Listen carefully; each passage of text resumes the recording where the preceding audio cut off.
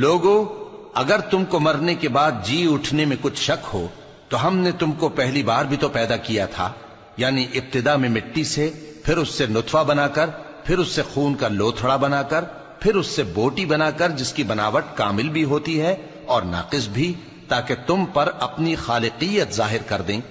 اور ہم جس کو چاہتے ہیں ایک میعاد مقرر تک پیٹ میں ٹھہرائے رکھتے ہیں، پھر تم کو بچہ بنا کر نکالتے ہیں، پھر تم جوانی کو پہنچتے ہو، اور بعض قبل از پیری مر جاتے ہیں،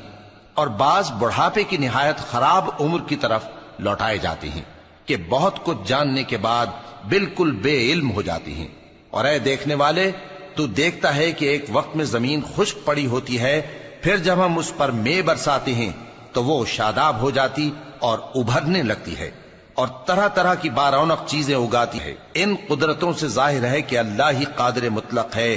جو برحق ہے، اور یہ کہ وہ مردوں کو زندہ کر دیتا ہے، اور یہ کہ وہ ہر چیز پر قدرت رکھتا ہے، اور یہ کہ قیامت آنے والی ہے اس میں کچھ شک نہیں، اور یہ کہ اللہ سب لوگوں کو جو قبروں میں ہیں جلا اٹھائے گا، اور لوگوں میں کوئی ایسا بھی ہے جو اللہ کی شان میں بغیر علم کے اور بغیر ہدایت کے اور بغیر کتاب روشن کے جھگڑتا ہے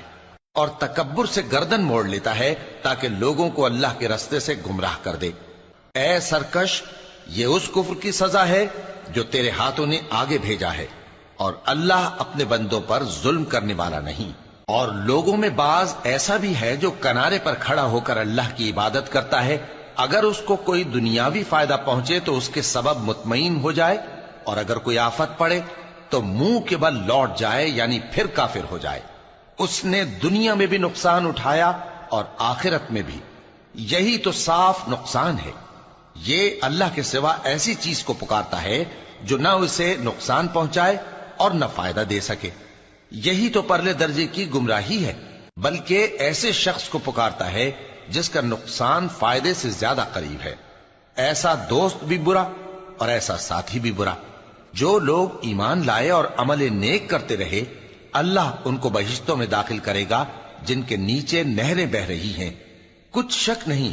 کہ اللہ جو چاہتا ہے کرتا ہے۔ جو شخص یہ گمان کرتا ہو کہ اللہ اس کو دنیا اور آخرت میں مدد نہیں دے گا، تو اس کو چاہیے کہ اوپر کی طرف یعنی اپنے گھر کی چھت میں ایک رسی باندھے، پھر اس سے اپنا گلا گھونٹ لے،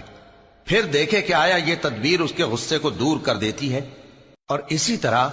ہم نے اس قرآن کو اتارا جس کی تمام باتیں کھلی ہوئی ہیں، اور یہ یاد رکھو کہ اللہ جس کو چاہتا ہے ہدایت دیتا ہے۔ جو لوگ مومن یعنی مسلمان ہیں